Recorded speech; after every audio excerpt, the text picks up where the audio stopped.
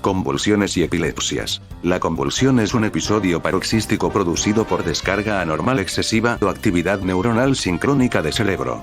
Esta actividad anormal del sistema nervioso central se manifiesta de diferentes formas de actividades conclusivas, lo que se conoce como crisis convulsivas, que son movimientos súbitos, descontrolados del cuerpo y cambios en el comportamiento que se presentan por una actividad eléctrica anormal en el cerebro. La epilepsia es un trastorno en el que una persona tiene convulsiones o crisis recurrentes debido a un proceso crónico. La definición de la misma abarca dos o más crisis no provocadas. Clasificación de las convulsiones. La International League Against Epilepsy clasificó las crisis en el 2017 en crisis focales, crisis generalizadas y crisis de inicio desconocido. Las crisis focales, que solo se manifiestan en un solo hemisferio cerebral, se dividen sin ni con alteración del nivel de conciencia. Opcionalmente pueden caracterizarse por uno de los síntomas de inicio motor o no motor. Las crisis atónicas y los espasmos epilépticos usualmente no tienen un nivel de conciencia especificado. Las crisis cognitivas implican alteración del lenguaje y otras funciones cognitivas. Las crisis emocionales involucran ansiedad, miedo, alegría, y otras emociones, o apariencia de afecto sin emociones subjetivas. Una ausencia es atípica porque el inicio y culminación son lentos. El tipo de crisis focal bilateral tónica clónica es un tipo especial de crisis, correspondiente a la fase inicio parcial con generalización secundaria. Las crisis generalizadas, que se manifiesta en los dos hemisferios, están divididas en crisis motoras y no motoras, ausencias, con sus subdivisiones.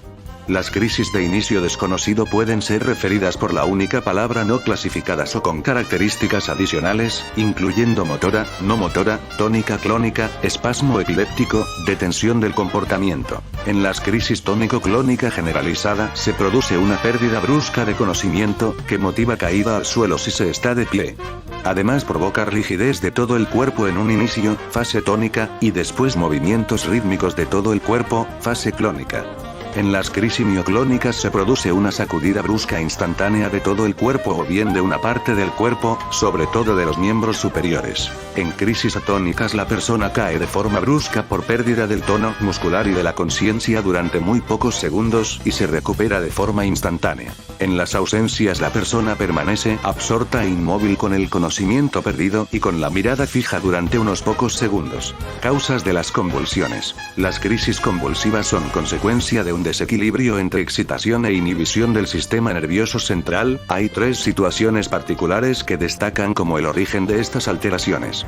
El cerebro normal puede sufrir una crisis bajo determinadas circunstancias. La fiebre induce convulsiones en niños menores de 5 años y sin problemas neurológicos previos. Los traumatismos craneales graves se asocian al riesgo de desarrollar epilepsias por lesiones anatomopatológicas del sistema nervioso central, proceso conocido como epileptogénesis. Los pacientes con epilepsia sufren crisis de forma intermitente. Etiología por edad. En el período neonatal y la primera infancia, las encefalopatías hipotóxicas, isquémicas, traumas, infecciones y anomalías congénitas. Los niños que nacen de madres que consumen sustancias neurotóxicas como cocaína, heroína o etanol están propensos a sufrir síndromes de abstinencia y convulsiones.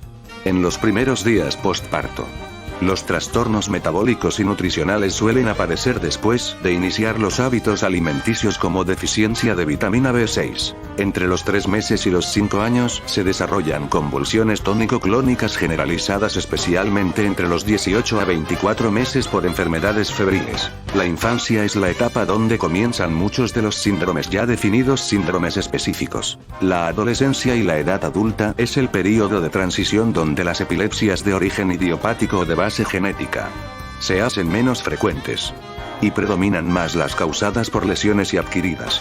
Los traumas craneofaciales. El abuso de sustancias como alcohol. Las convulsiones en adultos de mayor edad corresponden a apoplejías, traumatismos, tumores y enfermedades degenerativas. Fisiopatología. Las crisis focales inician en regiones pequeñas, luego migran a regiones adyacentes.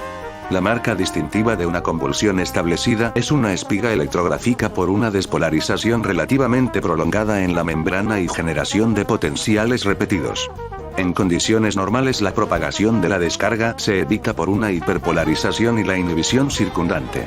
El reclutamiento de un número suficiente de neuronas permite la convulsión. El mecanismo que altera la excitabilidad normal. Los mecanismos intrínsecos de la neurona como cambios en la conductancia de canales iónicos. Los cambios extrínsecos que cambian la calidad o el transmisor presente en la sinapsis. Como la ingesta de ácido domoico o glutamato provocan crisis. La penicilina disminuye el umbral convulsivo en el ser humano antagonizando los efectos del GABA. Las epileptogénesis, que se refiere a la transformación de una red neuronal, suelen haber intervalos largos entre meses y años entre el inicio de una lesión y la reducción del umbral de la crisis epiléptica. Diagnóstico. Lo primero en la anamnesis es saber si el episodio fue realmente convulsivo por un interrogatorio detallado, los factores predisponentes de la misma como antecedentes de convulsiones febriles o auras. El diagnóstico de convulsión solo se basa en la sintomatología. En la exploración física se debe buscar trastornos neurocutáneos, como esclerosis tuberosa. El hallazgo de organomegalías nos pueden guiar a la causa de secundarias. Presencia de lesiones craneales o anomalías que predispongan a padecer un accidente cerebrovascular. Los estudios de laboratorio tienden a ser normal si la causa es primaria. Si están aliteradas, pueden guiar a una causa metabólica. La punción lumbar está indicada para descartar meningitis o encefalitis. Se debe realizar un electroencefalograma posterior a una crisis lo más rápido posible, aunque por la misma naturaleza impredecible de las mismas, generalmente no se halla alteraciones en pacientes ambulatorios. Es más posible hallar alteraciones en pacientes hospitalizados. Los estudios de imagen cerebral. Las imágenes por resonancia magnética suelen ser mejores que las tomografías porque localizan tumores o malformaciones vasculares que pueden ser tratadas de inmediato. Tratamiento. La mayoría de los pacientes con epilepsias, los antiepilépticos constituyen el tratamiento base a fin de prevenir completamente las crisis sin producir efectos secundarios. Más sin embargo, el tratamiento se debe iniciar en quienes presentan crisis recurrentes. Y está en duda si es necesario iniciar un tratamiento en pacientes que solo han presentado una sola convulsión. En caso de un paciente con crisis epiléptica o estatus epiléptico, que es una situación en que la crisis que dura entre 3 a 5 minutos o una pérdida de la conciencia en los períodos intercrisis. Colocar al paciente en decúbito dorsal y decúbito lateral izquierdo para evitar riesgo de broncoaspiración. Retirar prótesis dentarias o cuerpos extraños en boca. Colocar un tubo Gueden por riesgo que la lengua obstruya la vía aérea. Aspirar excreciones y oxígeno con mascarilla al 50%. Medición de la frecuencia cardíaca. Canalizar una vía periférica con solución fisiológica a razón de 21 ml por hora. Administrar tiamina por vía extravascular 100 mg. En caso de repetida la crisis, si no se dispone de acceso venoso, se administra midazolam. Es un ansiolítico hipnótico y amnésico. Benzodiazepina de corta duración. Incrementa la actividad del neurotransmisor GABA al facilitar la acción sobre su receptor. Dar en dosis de 0,2 mg por kilogramo por vía oral, intramuscular o intranasal. En caso de tener una vía periférica, se administra diazepam, que se da 5-10 mg lentos por vía intravenosa cada 10 a 15 minutos si continúa el estatus epiléptico, y 2-10 mg cada 6 a 12 por vía oral.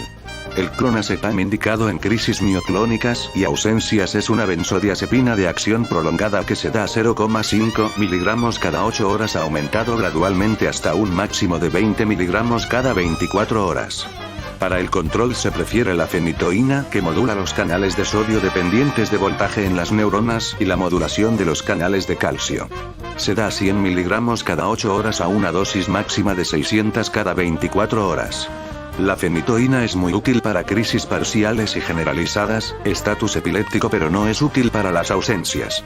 La carbamazepina, un inhibidor de canales de sodio de voltaje dependiente, estabilizando las membranas y evitando las descargas repetidas, se da 200 mg vía oral cada 12 o 24 horas, se puede aumentar gradualmente hasta una dosis máxima de 1600 mg cada 24 horas vía oral. Sirve para crisis parciales, generalizadas y crisis epilépticas tónico-clónicas.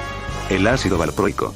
Su actividad está relacionada con el aumento con el inhibidor GABA, inhibiendo las enzimas que lo degradan. Se da 20 a 30 mg por kilogramo por día cada 8 a 12 horas, principalmente indicado para ausencias. Aunque también se puede usar en crisis epilépticas generalizadas. El fenobarbital, el cual aumenta la afinidad del GABA con su receptor de los canales iónicos de cloro, prolongando su acción, está indicada en convulsiones infantiles. Crisis epilépticas parciales y tónicas clónicas. Se da de 50 a 500 mg cada 2 horas.